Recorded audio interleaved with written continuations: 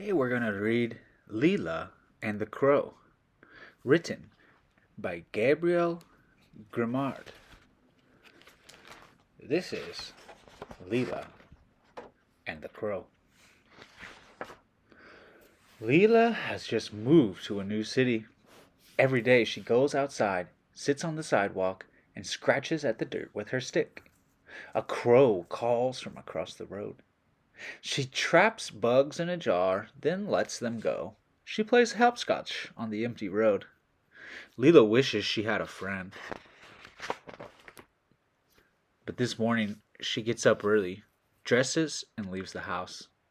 With the wind in her hair and a smile on her face, she seems to be flying on her way to school. Her heart is as light as a feather. She imagines herself surrounded by new friends. The teacher, Mr. Nicholas, introduces Lila. She sees her classmates looking at her and can't wait to get to know them. Squirming at her desk, Lila taps her foot impatiently. Finally, it's recess, and the children head out to play. Now is Lila's chance to make a friend. But suddenly, a voice rises above the others. Nathan, the leader of the pack, shouts, "A crow! A crow! The new girl's hair is dark like a crow!" The others stare at Lila. Some whisper to their friends, then turn away. Lila stands alone, holding her ball. On the way home, Lila's heart is as heavy as a stone. A crow perches on the branch of an old oak tree, its feathers as black as Lila's hair. It caws and croaks as if it wants to tell her something, but Lila just walks by. The next day, Lila wears a netted cap to hide her hair. But as soon as Nathan sees her, he cries out, "A crow! A crow! The new girl's skin is dark like a crow!" Others giggle and point. Lila's heart grows as heavy as 2 stones. She drops her head and slowly walks away.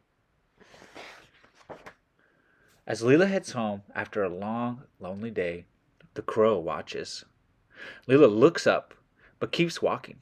The crow spreads its wing and glides along behind her. Lila spins around.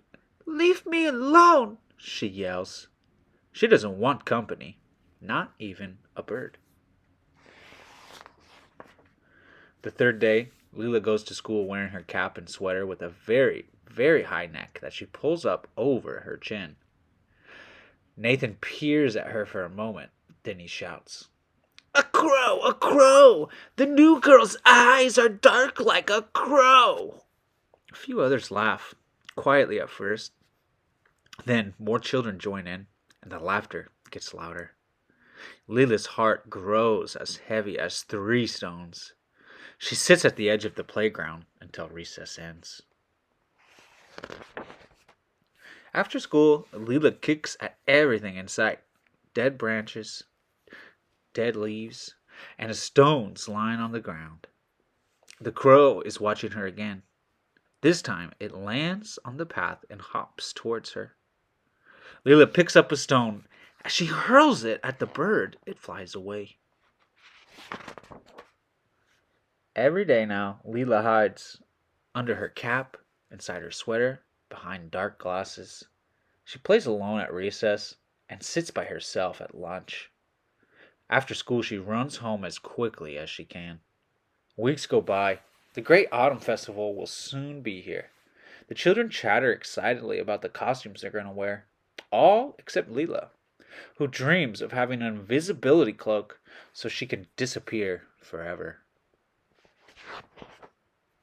It's the day before the great festival. The classroom is decorated and the children can't wait to show off their costumes. Lila feels lonelier than ever. Her heart is as heavy as a mountain of stones. Running home from school, as fast as she can, Lila trips. As she crashes to the ground, her heavy heart crumbles. The crow lands near her. Between her sobs, Lila lifts her head for the first time and really looks at the bird. She's surprised to see how beautiful its black feathers are, highlighted with purple. There's a softness in the eyes of the creature watching her, and Lila has a strange feeling they have known each other for a long time. She takes a deep, shaky breath and wipes her tears away. The crow comes closer to Lila and seems to whisper in her ear. Her heart lightens as she gets up and, hopping on the one foot and then the other, follows the bird, which flutters ahead of her into the woods. The bird stops in a clearing. There, under the canopy of trees, hundreds of crows spread their great wings. They circle the girl's body as she stands in wonder. When at last they fly away, a shower of black feathers settles at her feet. Lila has an idea. She gathers a mountain of feathers, stuffs them in her backpack, and hurries home. When the sun rises, Lila is ready. A flock of colorful little creatures head toward the school. Then Lila makes her entrance, dark and majestic. She is magnificent. A crow! A crow! Lila is a crow! The children exclaimed. Only Nathan is speechless. The children crowd around Lila, touching her soft feathers.